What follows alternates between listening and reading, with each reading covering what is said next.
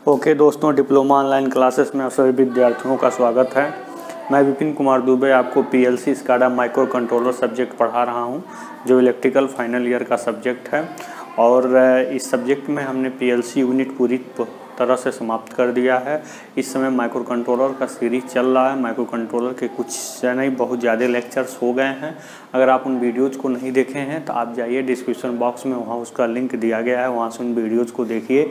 फिर उसी में ही डिस्क्रिप्शन बॉक्स में ही मेरे द्वारा हैंड रिटेन नोट्स लिखे गए हैं, आप वहाँ से उसको डाउनलोड करिए। वो आपके लिए बहुत ही बेनिफिशियल होगा। और इस वीडियोस को आप अच्छी तरीके से समझना चाहते हैं, जानना चाहते हैं, तो इसके प्रीवियस लेक्चर्स आप ज़रूर देख लीजिए। तो ये बातें आपको बहुत अच्छे तरीके से समझ में आएंगी, इस बात की गारंटी हम देते हैं। तो आज के वीडियो सेशन को आगे बढ़ाते हुए, लेक्चर्स को आगे बढ़ाते हुए, आज हम आपके लिए एक टॉपिक लेकर आए हैं जिसका नाम है DPTR। इसको हम कहते हैं डाटा पॉइंटर रजिस्टर्स।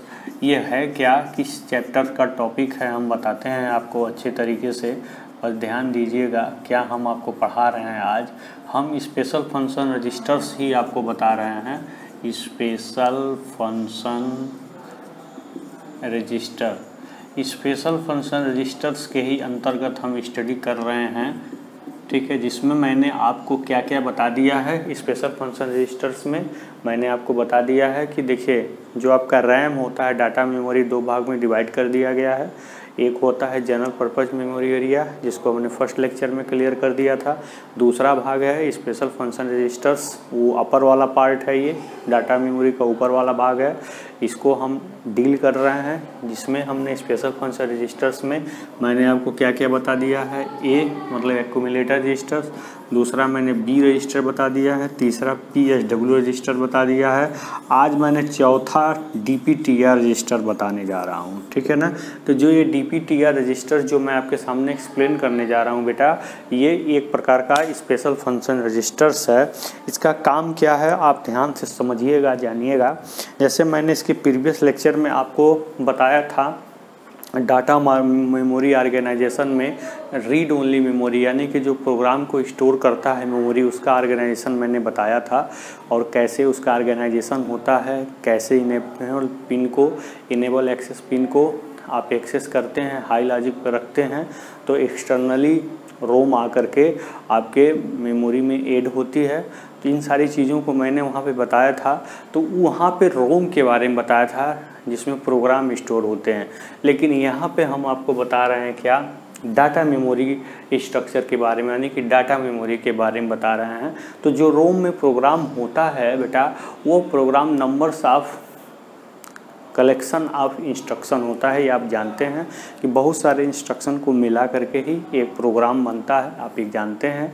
तो जब कोई प्रोग्राम एग्जीक्यूट हो रहा होता है, उस समय जो प्रोग्राम काउंटर होता है वो इंस्ट्रक्शन के एड्रेस को अपने अंदर होल्ड रखता है, ठीक है। फिर जो एड्रेस को अपने अंदर होल्ड रखता है प्रोग्राम काउंटर, उसी को ही CPU क्या करती है, एक्सेस करती, स्कैन करती है, अर्थात फेच कर लेती है, अपने अंदर ले लेती है।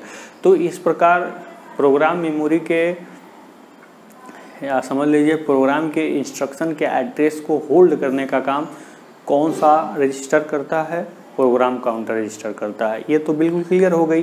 सेम इसी तरह से बेटा जो डाटा मेमोरी होती है, डाटा मेमोरी में डाटा फीड किए जाते हैं, उस डाटा का भी एड्रेस होता है। तो इस डाटा के एड्रेस को 1 मिनट, डाटा मेमोरी में जो भी डाटा सेव होते हैं उस डाटा का भी एक पर्टिकुलर एड्रेस होता है। और डाटा मेमोरी में जो डाटा होते हैं उनके एड्रेस को होल्ड करने का काम डाटा पॉइंटर रजिस्टर करता है। डाटा पॉइंटर रजिस्टर क्या करता है, डाटा मेमोरी में जो भी डाटा हैं उनके एड्रेस को होल्ड करने का काम करता है। अगर उनको एक्सेस करना हो तो उसके एड्रेस को डाटा पॉइंटर रजिस्टर ही होल्ड करता है। फिर CPU उसको स्कैन करती है, फिच करती है, ठीक है ना। फिच करने मतलब अपने अंदर लेती है।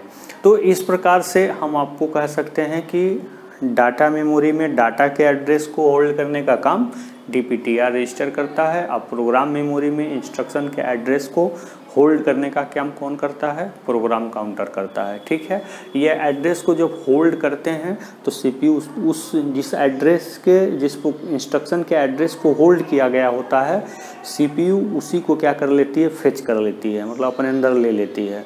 उसी प्रकार डाटा मेमोरी में आपके डाटा के जिस डाटा के एड्रेस को होल्ड किया गया होता है डाटा पॉइंटर रजिस्टर में, आपका CPU उसी डाटा को अपने अंदर फेच कर लेता है, फिर उसको डिकोड करता है 101 के फॉर्म में, फिर उसको एग्जीक्यूट करता है। ठीक है, तो यही प्रोसेस चलता रहता है। तो डाटा पॉइंटर रजिस्टर बेटा ये सबसे अलग थोड़ा सा है। ये डाटा पॉइंटर रजिस्टर कितने बिट का होता है? DTR ये कितने बिट का होता है? ये 16 बिट का होता है। ठीक है, ये करता क्या है? ये काम क्या करता है? It holds the address of data in data memory.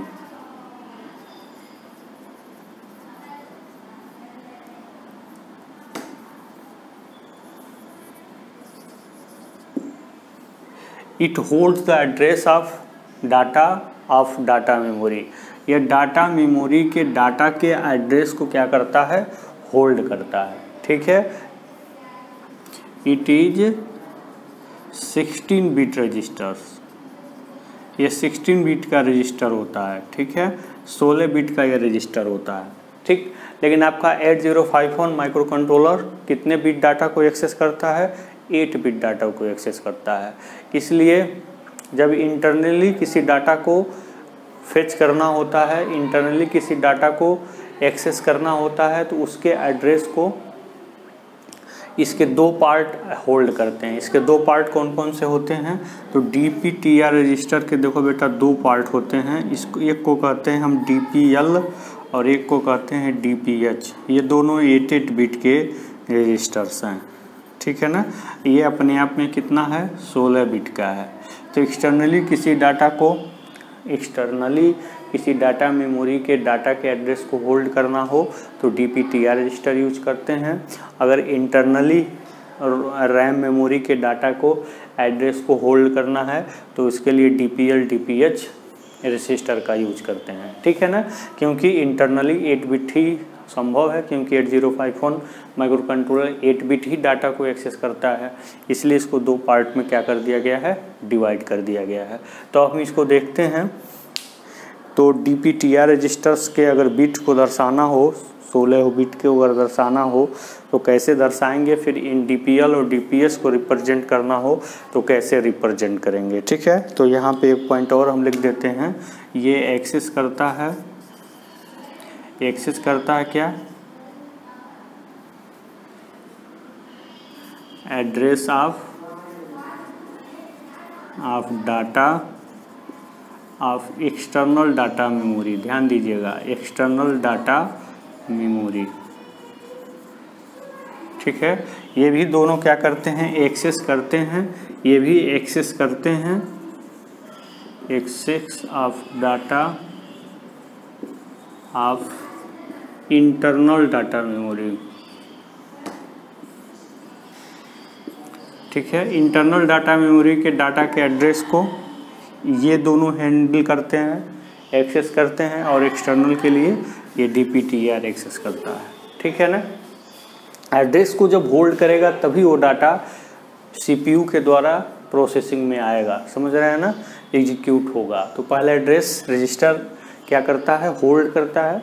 फिर जिस एड्रेस को रजिस्टर होल्ड किया होता है, डाटा जो है उसी को CPU जो है उसी डाटा को क्या करती है? एक्सेस करती है। जैसे मान लीजिए कंपाउंडर है, तो कंपाउंडर अपने हाथ में जिसका पर्चा लिया रहेगा जिस पेशेंट का, डॉक्टर उसी पेशेंट को देखेगा। उसी प्रकार समझिए कि जिस डाटा को एक्सेस कराना होता है उसका एड्रेस या तो DPTR को या तो प्रोग्राम काउंटर को होल्ड कराना पड़ता है। अगर प्रोग्राम का इंस्ट्रक्शन का एड्रेस है तो प्रोग्राम का अगर एड्रेस है, इंस्ट्रक्शन का एड्रेस है तो प्रोग्राम काउंटर उसको होल्ड करेगा। यदि डाटा का एड्रेस है तो उसको DPTR रजिस्टर होल्ड करेगा। ठीक है, तो इस प्रकार से इसका इंट्रोडक्शन था। हम इसके बिट्स को भी रिप्रेजेंट करते हैं, दिखाते हैं, ताकि आपको किसी भी तरह का कोई कन्फ्यूजन ना हो अगर DPTR रजिस्टर को एक्सप्रेस कर रहे हो तो। ठीक है, तो अभी तक आप जो पढ़ रहे हैं वो कौन सा टॉपिक है, तो वो है आपका स्पेशल फंक्शन रजिस्टर। और उस स्पेशल फंक्शन रजिस्टर में हम क्या इस समय स्टडी कर रहे हैं, हम DPTR रजिस्टर स्टडी कर रहे हैं जो 16 बिट का डाटा होता है। ठीक है, अगर वीडियो देखिए एक बार में समझ में ना आ गया तो ऐसा नहीं है कि आपके पास बहुत फास्ट मेमोरी है, एक ही बार में समझ में आ जाए। इसको 1 से 2 बार देखिए, चीज़ों को समझने का प्रयास करिए, तब आपको और अच्छे तरीके से समझ में आएगा। तो DPTR रजिस्टर के अगर बिट को रिप्रेजेंट करना हो तो हम कैसे करेंगे, इसको ध्यान से देखिएगा। ये bit 0, bit 1, bit 2, bit 3, bit 4, bit 5, bit 6, bit 7। ठीक है, यहाँ लिखिए bit 0, bit 1, bit 2, bit 3, bit 4, bit 5, bit 6, bit 7। ठीक है, ये तो हो गया आपका क्या, DPL डाटा पॉइंटर लोअर। ठीक है, इसके बाद आपका फिर से शुरू होगा बिट 0 से फिर 7 तक, बिट 1, बिट 2, बिट 3, ठीक है, बिट 4, बिट 5, बिट 6, बिट 7। ठीक है, ये होगा डाटा पॉइंटर हाई रजिस्टर। ये कितना होगा, DPH होगा। ठीक है ना, तो ये आपका 8 बिट का DPH हो गया, 8 बिट का आपका DPL होगा। इसका जो एड्रेस होगा आपका, अब इसको हम 8 बिट में जब बांटेंगे तो DPL आपका 8 बिट का आएगा और फिर DPH आपका अलग अलग 8 बिट का आएगा। और ये पूरा है क्या, DPTR है। ठीक है, इसका कोई पर्टिकुलर एड्रेस नहीं होता है। ठीक है, एड्रेस होता है तो किसका, इनका होता है, DPH का होता है, DPL का होता है। तो यहाँ हम जब 8 बिट बनाएंगे, यहाँ पे DPH का 8 बिट बनाएंगे, देखिए 1 2 3 4 5 6 7 8। ठीक है, तो bit 0, bit 1, bit 2, bit 3, bit 4, bit 5, bit 6, bit 7, ये आपका 8 बिट का फीचर बन गया। ठीक है ना, इसको अगर हम उठा के यहाँ लाए हैं तो पूरा क्या है, DPL है, ये इसका LSB है, ये इसका MSB है, और इसका एड्रेस जो होता है वो क्या होता है, 82H होता है। ठीक है, ये क्या हम आपको बता रहे हैं, DPL data pointer lower bit. ठीक है, ये डाटा पॉइंटर लोअर बिट को हमने एड्रेस कर दिया, इससे मतलब दिखा दिया, रिप्रेजेंट कर दिया। ये भी 8 बिट का होता है। सेम इसी प्रकार से DPH भी होता है। ठीक है, DPH में भी 8 बिट होता है, 8 बिट डाटा को वो भी एक्सेस करता है। ठीक है, तो आप चाहें DPH के 8 बिट को अगर दिखाना हो तो इसमें हम कुछ नहीं करेंगे, बस केवल हम सब रब कर रहे हैं। ठीक है, सबको हम मिटा रहे हैं, ध्यान से देखिएगा।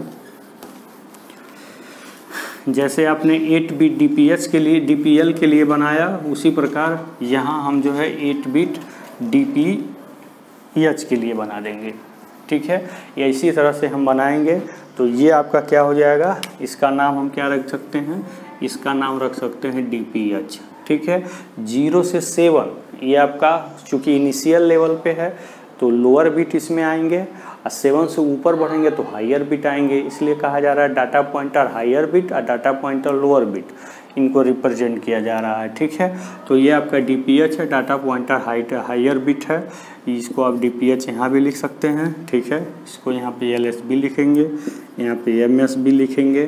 ठीक है, और इसका जो एड्रेस होगा वो एड्रेस यहाँ पे क्या लिखेंगे, उसका तो 82H था, इसका 83H होता है, बाइट एड्रेस है। ठीक है, इस प्रकार से हमने आपको बताया data pointer register. Data pointer register क्या होता है, डाटा मेमोरी के डाटा के एड्रेस को क्या करता है, होल्ड करता है, और ये DPTR 16 बिट का रजिस्टर्स होता है। ये चूँकि 8055 माइक्रो कंट्रोलर 8 बिट डाटा को एक्सेस करता है, इसलिए इसके दो पार्ट होते हैं, DPH और DPL। ये जो DPH DPL हैं वो इंटरनली रैम मेमोरी के डाटा के एड्रेस को होल्ड करता है, और DPTR आपका एक्सटर्नली रैम मेमोरी के डाटा के एड्रेस को क्या करता है, होल्ड करता है। ठीक है, उसके बाद CPU उस डाटा को एक्सेस करती है। तो आपका DPTR का कोई पर्टिकुलर एड्रेस नहीं होता है, लेकिन इसके जो दो पार्ट हैं DPL और DPH, उसका एक पर्टिकुलर एड्रेस होता है। एक का 82H होता है और एक का 83H होता है। ठीक है, तो इस तरह से आपका DPTR रजिस्टर फिनिश हुआ। अब हम चलते हैं आगे।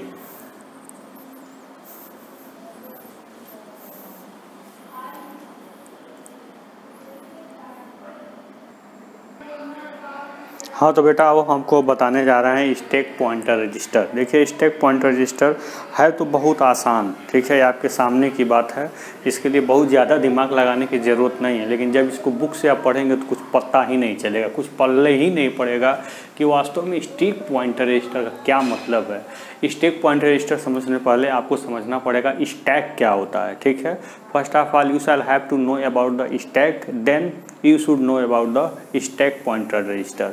पहले आपको ये जानना होगा कि स्टैक क्या होता है। जब आप ये जानेंगे स्टैक क्या होता है, तब आप स्टैक पॉइंटर रजिस्टर को भी अच्छे तरीके से जान पाएंगे। ठीक है, तो listen to me, consider here what is stack. First of all I am going to explain about the stack which is special function register. I will teach you today special function register, the one part of stack pointer register आप special function register. ये जो हम पढ़ा रहे हैं ये भी special function register का एक पार्ट है, जिसका नाम क्या है, स्टैक पॉइंटर रजिस्टर। ठीक है, अब पहले ही आप जानिए कि स्टैक क्या होता है। स्टैक क्या होती है, एक रैम की एक पर्टिकुलर एरिया होती है। रैम की एक ऐसी छोटी सी एरिया होती है जिसमें डाटा एक मैनर में सेव होते हैं। रैम की एक छोटी सी ऐसी एरिया होती है जिसमें डाटा क्या होते हैं, एक मैनर में स्टोर होते हैं। ध्यान से सुनिएगा, डाटा क्या होते हैं, मैनर में स्टोर होते हैं।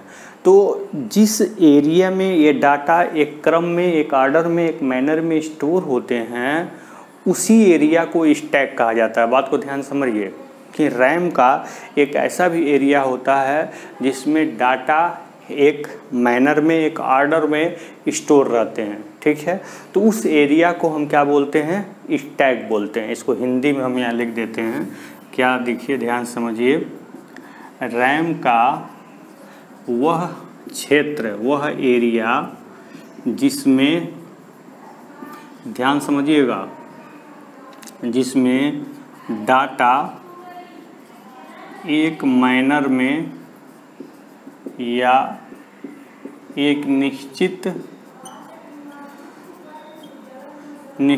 क्रम में एड्रेस के साथ सेव रहता है। ठीक है, जैसे इन डाटा का क्या होता है, एक निश्चित क्रम होता है। तो ये जो एरिया है जिसमें डाटा एक क्रम में है, इसी को हम क्या कहते हैं बेटा, इसी को हम क्या कहते हैं, स्टैक कहते हैं। क्या कहते हैं, स्टैक कहते हैं। स्टैक तो समझ में आ गया।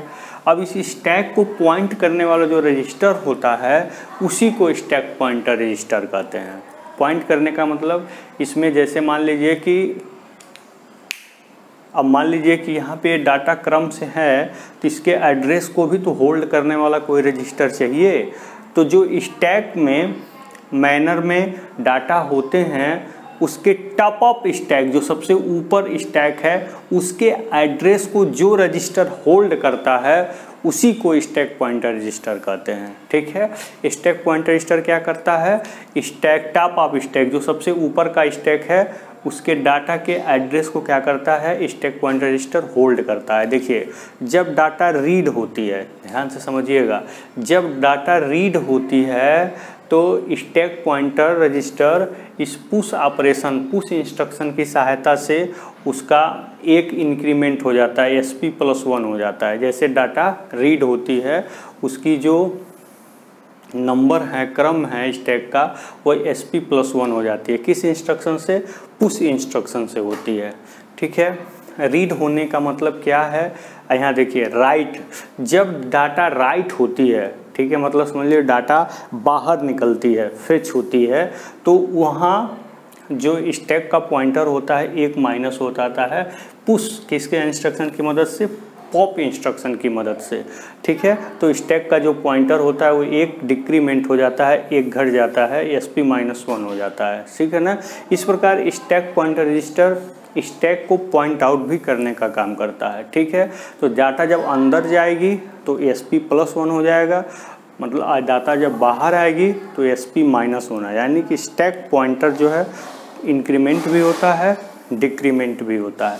इसका सीधा एग्जांपल देखें, ईमेल हो गया, कैमरा हो गया, टेक्स्ट मैसेज हो गया, ये सब जो मेमोरी के ऐसे एरिए होते हैं, ये जो है लास्ट इन फर्स्ट आउट के प्रिंसिपल पे वर्क करते हैं। भी देखिएगा, लास्ट इन फर्स्ट आउट का मतलब क्या है, ध्यान से समझिए। लास्ट इन फर्स्ट आउट का क्या मतलब है कि जो डाटा लास्ट में इन होगी सबसे पहले वही क्या होगी? एक्सेस होगी।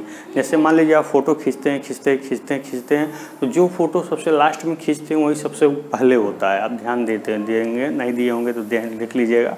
उसी प्रकार मैसेजिंग बॉक्स में जो मैसेजेस आते हैं जो लास्ट में आते हैं वही सबसे ऊपर होते हैं, लास्ट इन फर्स्ट आउट।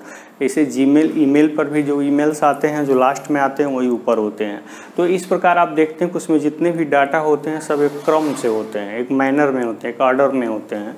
तो उसी तरह का मेमोरी एरिया होती है 8051 माइक्रो कंट्रोलर में, जिसमें डाटा एक मैनर में होते हैं। तो जो ये टॉप अप स्टैक होता है, जो सबसे ऊपर का स्टैक होता है, उसके डाटा को एड्रेस को होल्ड करता है कौन? Stack pointer register. तो यहाँ आप लिख सकते हैं स्टैक पॉइंटर रजिस्टर के बारे में। यहाँ पे ये कॉल और रिटर्न इंस्ट्रक्शन भी होता है, उसका अलग यूज होता है। तो यहाँ आप लिख सकते हैं क्या? स्टैक पॉइंटर रजिस्टर के बारे में। स्टैक पॉइंटर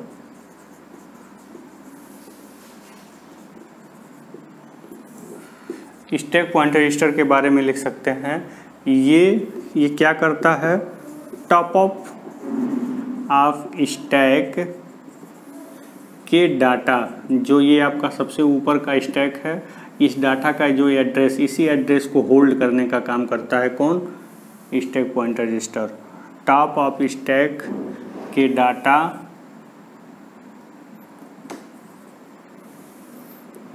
के एड्रेस को क्या करता है? ये होल्ड करता है। ठीक है, तो इसको हम कहते हैं क्या? Stack pointer register.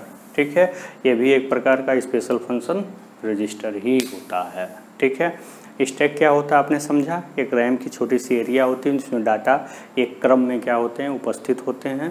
तो जो सबसे ऊपर डाटा उपस्थित होता है उसके एड्रेस को जो रजिस्टर होल्ड करता है उसी को स्टैक पॉइंटर रजिस्टर कहते हैं। यह स्टैक के को पॉइंट भी करता है, इंक्रीमेंट डिक्रीमेंट भी होता है। डाटा रीड हुआ तो SP+1 हो जाएगा, डाटा अगर राइट हुआ तो SP-1 भी हो जाएगा। यानी कि ये इंक्रीमेंट किस इंस्ट्रक्शन की सहायता से करता है? पुश इंस्ट्रक्शन की सहायता से। ये जो है डिक्रीमेंट किस इंस्ट्रक्शन की सहायता से करता है? तो पॉप इंस्ट्रक्शन की सहायता से। ठीक है, तो ये पुश और पॉप दो मेनली स्टैक पॉइंटर रजिस्टर के क्या हैं? इंस्ट्रक्शन हैं, जो इसको एक्सेस कराने में क्या करते हैं? मदद करते हैं। ठीक है, तो इसी के साथ आपका स्टैक पॉइंटर रजिस्टर यहीं पर फिनिश होता है। अब चलते हैं आगे।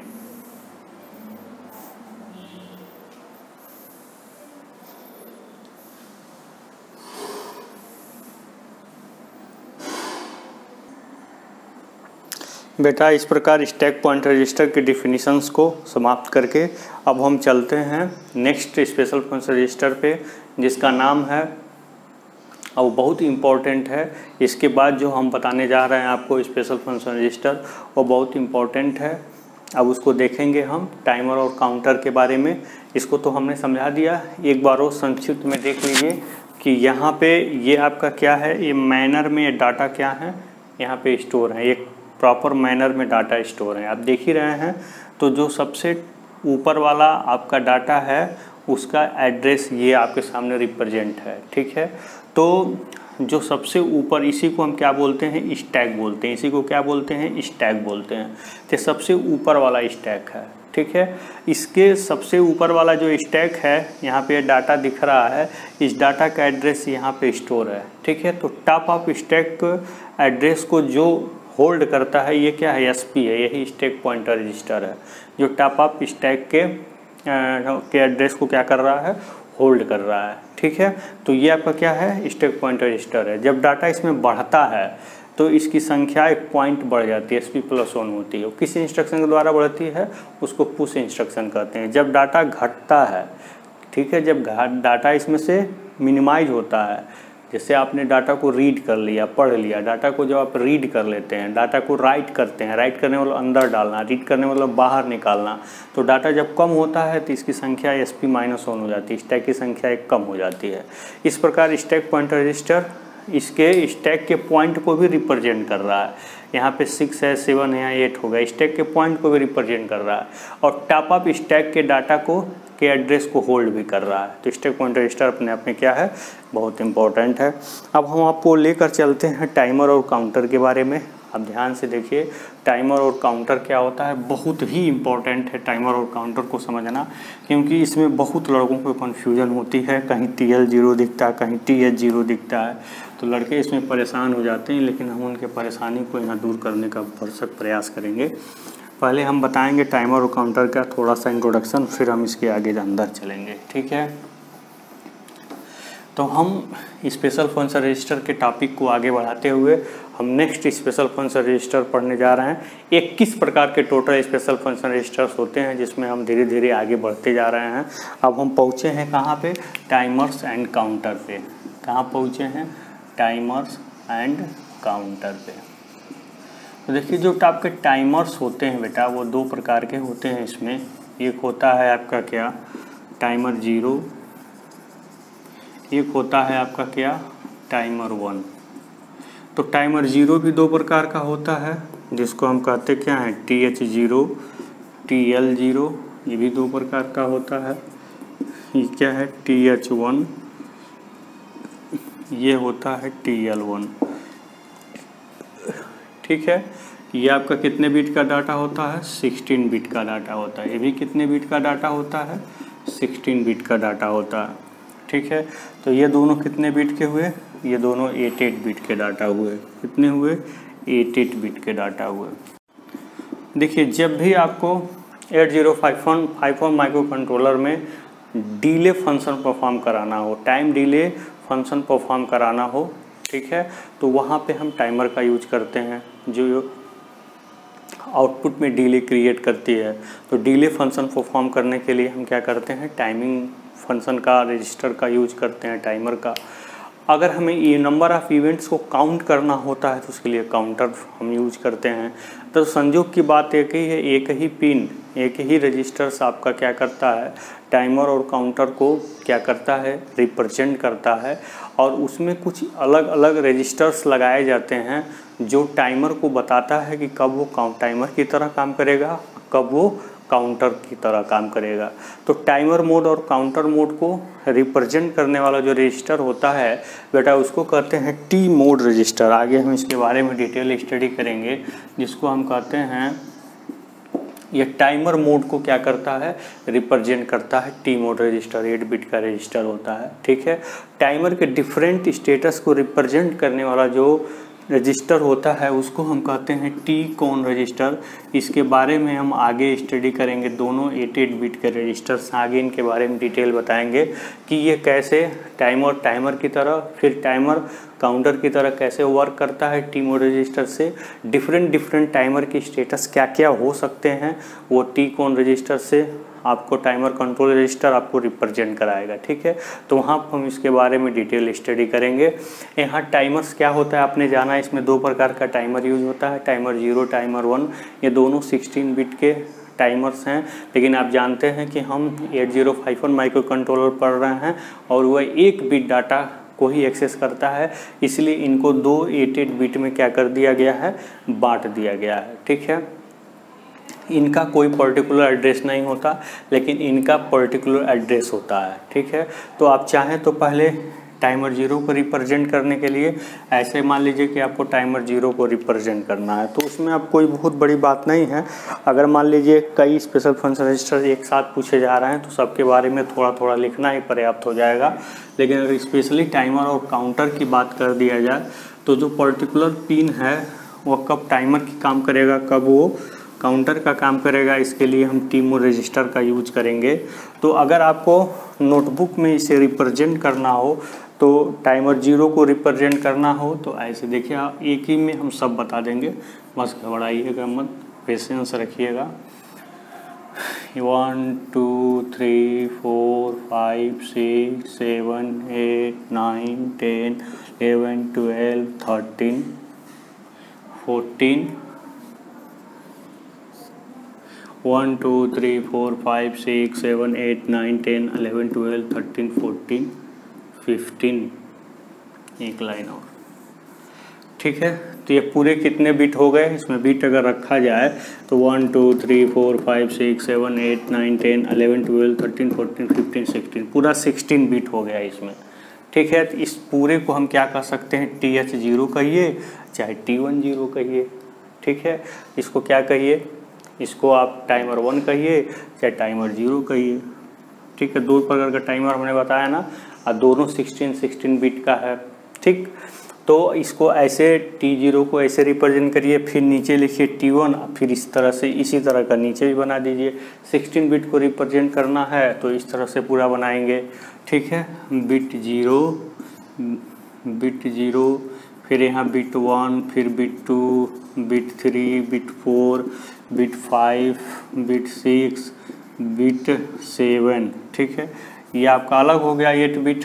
और फिर यहाँ पर फिर बिट 0 से शुरू होगा, बिट 0 से बिट 7, ये आपका अलग हो गया 8 बिट, ठीक है। तो इसको आप क्या कहेंगे, इसको कहेंगे TH0, इसको क्या कहेंगे आप TL0, ठीक है। ये आपका नहीं, ये लोअर बिट हो गया, ये 8 बिट लोअर बिट हो गया, ये 8 बिट आपका हायर बिट हो गया, ऐसे आप रिप्रेजेंट कर देंगे, ठीक है। पूरा ये T0 का पूरा हो गया और ये TL0 और TH0 का पूरा हो गया। पूरा इसको रिप्रेजेंट करने के बाद 8 बिट फिर बनाएंगे नीचे, जो एक TH0 होगा, एक TL0 होगा, ठीक है। इसको हम एक बार और समझा देते हैं। देखिए, इसका कोई पर्टिकुलर एड्रेस नहीं होता, लेकिन यहाँ पे अगर आप TL0 को रिप्रेजेंट कर रहे हैं, देखिए ऐसे, तो ये आपका ये आपका bit 1, bit 2, bit 3, bit 4, bit 5, bit 6, bit 7, bit 8 bit हो गया ना। तो आप इसको 0 से लिखेंगे, यहाँ से अगर 0 से इसको शुरू करेंगे तो 0 से ही शुरू करिएगा। ये 2 हो गया, ये 3 हो गया, ये 4 हो गया, 5 हो गया, 6 हो गया, 7 हो गया। तो इधर से आप लिख रहे हैं ना, तो इधर लोअर बाइट आता है, तो ये क्या हो जाएगा, ये TL0 हो गया। इसी प्रकार फिर 8 बिट रिप्रेजेंट कराइएगा नीचे, ठीक है। फिर इसे नीचे भी 8 बिट रिप्रेजेंट कराएंगे, तो यहाँ पे 1 2 3 4 5 6 7 8, ठीक है। कितना हो गया, 8 हो गया। 1 2 3 4 5 6 7 8 बिट यहाँ भी हो गया। यहाँ बिट 0 रखेंगे तो bit 1, bit 2, bit 3, bit 4, bit 5, bit 6, bit 7। इसको आप लिख सकते हैं क्या, ये TH0 हो गया, क्योंकि इस 8 बिट से ऊपर का बिट है, इसलिए इसको टाइमर 0 का हायर बिट कहेंगे। ये टाइमर 0 का क्या है, लोअर बिट है। ये पूरा टाइमर 0 बिट है, ठीक है। टाइमर 0 आपका 16 बिट है, टाइमर 1 आपका 8 बिट है, टाइमर 0 आपका पूरा 16 बिट है, ठीक है। फिर टाइमर 0 का लोअर बिट 8 बिट का है और टाइमर 0 का हायर बिट भी आपका 8 बिट का, इसका एक पर्टिकुलर एड्रेस होता है, समझ गए। और टाइमर 0 का कोई पर्टिकुलर एड्रेस नहीं होता है, ठीक है। तो हमको लगता है आपको चीज़ें विजिबल होंगी, विजुअल हैं। अब हम आपको मान लीजिए इसी तरह से टाइमर 1 को रिप्रेजेंट करना हो तो कुछ नहीं, बस उसके लिए आप पूरे बिट्स बना सकते हैं अच्छे तरीके से। तो ये आपका क्या यहाँ लिख देंगे सीधे, क्या, टाइमर 1। अब ये टाइमर 1 का लोअर बिट हो गया, ठीक है, और ये टाइमर 1 का हायर बिट हो गया, बस ये हो गया टाइमर 1 का रिप्रेजेंटेशन 16 बिट, 8 बिट, इनका भी अपना अलग अलग पर्टिकुलर एड्रेस होता है। इस प्रकार टाइमर 0, टाइमर 1 को आप अच्छे तरीके से क्या कर सकते हैं, रिप्रेजेंट कर सकते हैं। अब हम आपको लेकर चलते हैं सबसे इम्पोर्टेंट रजिस्टर जो टी मोड रजिस्टर है, जो टाइमर के मोड को रिप्रेजेंट, ना केवल टाइमर के मोड को, डिफरेंट मोड को भी क्या करता है, ये रिप्रेजेंट करता है। ठीक है, तो आज मैंने आपको बहुत इम्पोर्टेंट टॉपिक्स की स्टडी कराई। जैसे आपने क्या क्या पढ़ा आज, चलिए सोच के बताइए आज के दिन आपने क्या क्या पढ़ा, कौन कौन से रजिस्टर्स पढ़े आपने। एक ही वीडियो लेक्चर में हमने 3 प्रकार का रजिस्टर्स आज आपके सामने एक्सप्लेन किया है। ठीक है, तो बस हम सोचते हैं आज के लिए इतना पर्याप्त है। अब अगले वीडियो सेशन में हम आपको बताएंगे टाइमर मोड रजिस्टर्स, जो बहुत इंपॉर्टेंट है। अगर एक में हो गया तो ठीक है, अगर नहीं हुआ तो फिर इसमें टाइमर कंट्रोल रजिस्टर्स को भी ऐड कर देंगे। जैसे ही ये आपके स्पेशल फंक्शन रजिस्टर्स ख़त्म हुए तो डाटा मेमोरी स्ट्रक्चर भी ख़त्म हो गया। इस पर क्वेश्चन कैसे पूछता है, कैसे आपको जवाब देना है, ये सब हम बताएंगे। बशर्ते आप वीडियो सेशन बने रहिए, कंटिन्यूटी करते रहिए। आज के लिए इतना ही, धन्यवाद हमारे वीडियो चैनल पे आने के लिए। अच्छा लगे तो शेयर, लाइक, सब्सक्राइब जरूर करिए। आपका दिन शुभ हो, बहुत बहुत धन्यवाद।